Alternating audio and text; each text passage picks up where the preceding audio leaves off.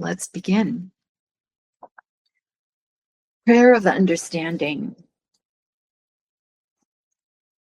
If you have the book that I did, which is, you can go to lulu.com, and it's the 60th anniversary second San Francisco lecture series on page 39. And the whole thought behind this publication was to do an exact replica of Joel's work in a smaller book form. So it is typed in the original typeset that they used, normal typewriter typing. And yeah, so prayer of understanding. The purpose of prayer is the unfoldment of our own soul. I wonder if you would like to remember that. Only the soul, the being that is illumined, finds peace, harmony, wholeness in what we call this human experience. All of the good that we ever attain in this world is attained through the development of the soul. Those developed souls are always happy people, successful, prosperous, because they have an awareness of spiritual value. Those of whom we say, oh, poor soul, are usually also poor in health, poor in spirit, poor in purse. The purpose of prayer, then, is the unfoldment of the soul. Prayer should not be a going to God for something of a material nature. I'm going to speak just a little bit about the various concepts of prayer. You are all familiar with the Old Testament, the Hebrew Testament, and of the many forms of praying for good. But you also find there are prayers for the destruction of the enemy. It seems strange that we should pray to God to destroy something or someone, especially when who is to judge which is in the wrong and which is in the right? Those prayers are really paganistic prayers. You find that same form of prayer all down through the ages. It's the most popular form of prayer we have today. You know how we pray for the destruction of our enemies today?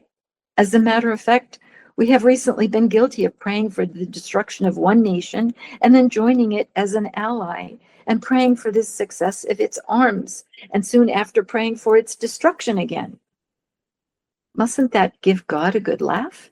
If God could laugh, don't you see how foolish that must sound even to a human being of any degree of intelligence? All this praying for something? On VE Day, the day that the war ended in Europe, a call went out from the churches to gather in the churches the next Sunday to thank God for ending the war. That call went out on Tuesday. How that must seem to an intelligent being, to wait from Tuesday until Sunday and then to pray only in the church edifice? Why not call on people to pray a prayer of thanksgiving now, where we are? Although in this case, even that wouldn't have been justified. You know, before World War II, it was pretty well known that a war was on the way. So churches were praying for many weeks in advance that the war would not take place, that God intervene. But evidently, God went about his spiritual business and paid no attention to these earthly demands because the war came along on scheduled time. Now, all throughout the war, we had days of prayer on which the people of this nation and the people of other nations were called together to church to pray for peace. When God went on his merry way and the war went on its not so merry way. And then came the day when the so-called enemy was out of ammunition, out of food, and the war ended. And then we were called on to thank God because the war was ended. You know that even if God had ended the war, he had done a pretty bad job. A pretty bad job. Millions of people had been made destitute. I don't know if you can even feel how foolish it is, but you will in a minute when I tell you that while these people were in church thanking God for ending a war in Germany, the same war was going on in the Orient, and God wasn't doing a thing about it. He just brought peace over here on this street, but the war on the other street he paid no attention to. And then one day he evidently decided to end that too, just after we threw 2 atomic bombs. Do you believe that? Do you believe it was necessary to thank God for ending either the European war or the Asiatic war? No. If God were due thanks, it would have been for preventing such a catastrophe, for preventing such an experience. I'm illustrating this mainly for the purpose of bringing to light the nature and purpose of prayer. If I can, in this small way, cause somebody to think about what kind of praying he's doing, my purpose will be achieved. Perhaps you're praying for the end of some disastrous condition about which God knows nothing. That ought to make all of us stop and think about this subject of prayer. Volcanoes go on, tornadoes go on, tidal waves go on, and God goes on. Is there a connection between God and the terrible events on earth? No, there's no connection whatsoever. In the mind of God, no such things ever take place. Well then, does that mean there's a condition apart from God? No, it doesn't. Since God is omniscient and omnipresent, it cannot be that such experiences are going on. It cannot be that men and women are dying. It cannot be that men and women have died. And it is impossible that any man or woman will die. Otherwise, God is failing and in his main work, which is eternality and immortality. Then prayer must have some different significance than asking God either to end a war or thanking God for ending a war, or thanking God for our victories at the other fellow's expense. All wars have not ended in favor of those who were morally right, you know. And yet all wars have resulted in deep gratitude to God for ending them. The purpose of all this is to bring to light for a moment the question of what prayer really is, what it should be, and what degree of that we are practicing. How far are we failing in the right sense of prayer in this 20th century, even when we've received enlightenment on so many other things? Prayer can never be successful unless we know what we are praying to or praying for. That brings us to the subject of God. All prayers are uttered to God. All petitions are offered to God. All affirmations and denials are aimed at God. What is God? Where is God? What is the function of God? Until we rightly understand those questions, we can never pray right. If you pray and do not get your answer, it's because you pray amiss. Yet how many of us have been in metaphysical practice for years and years and years without getting an answer and still keep on praying in this same old way? It's about time we woke up, isn't it? It's about time we acknowledge that we are praying amiss, that we do not know how to pray or to what to pray or to whom to pray or in what manner we must pray. By their fruits ye shall know them.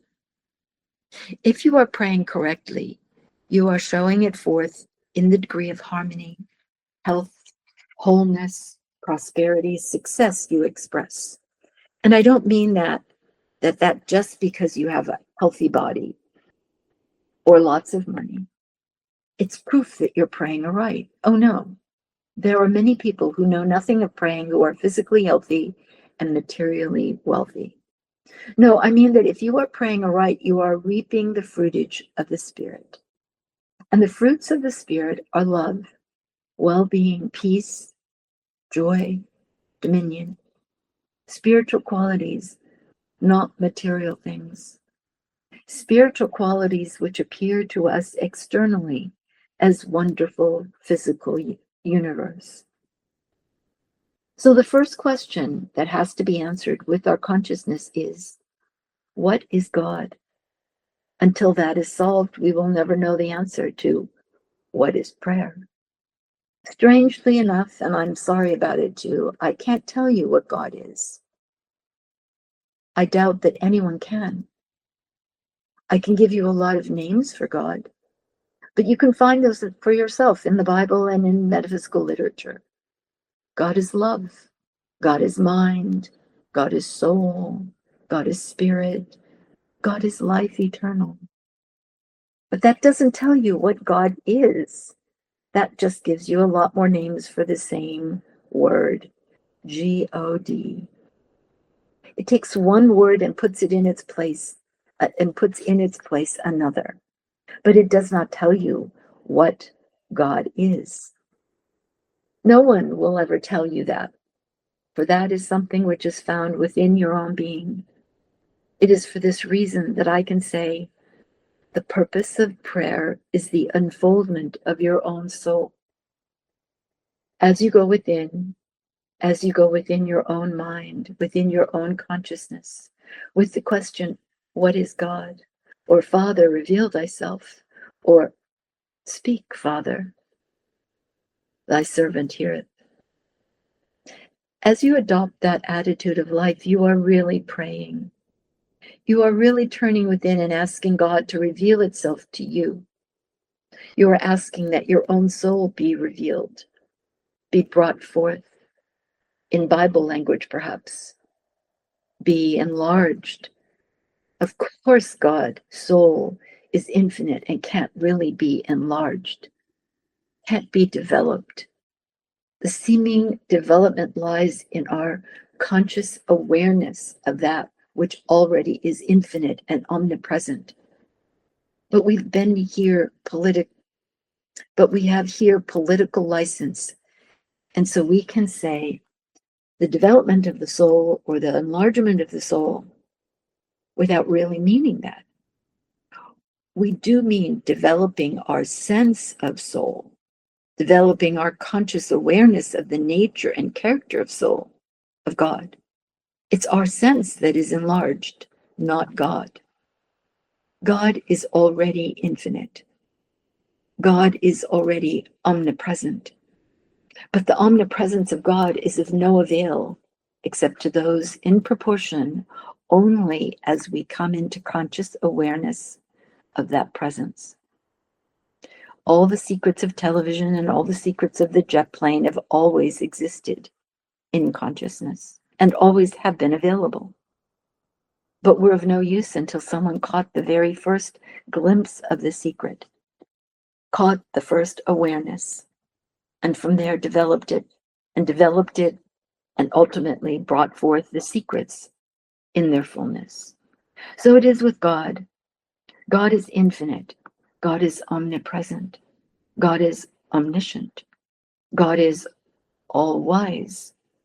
But God comes to our protection, to our enlightenment, only in proportion to our awareness of it.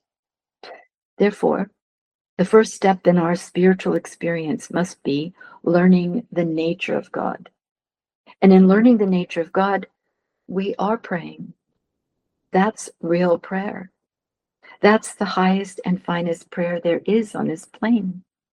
There's only one higher that is attained when the human senses are entirely stilled and the voice of God says, be still and know that I am God. You know, there are many people who make that declaration and think that when they're saying they are God, they are praying a very high prayer. That isn't true. That is atheism. That is trying to make a human being God.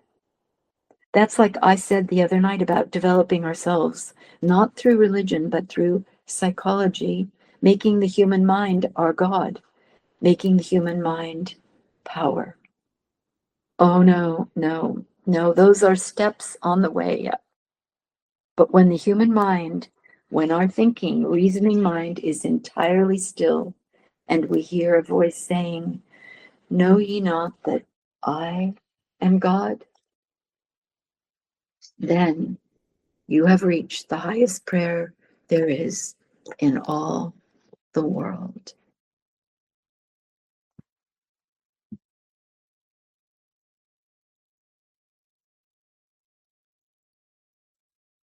When the human mind, when our thinking, reasoning mind is entirely still, and we hear a voice saying, "Know ye not that I am God?" Then you have reached the highest prayer there is in all the world.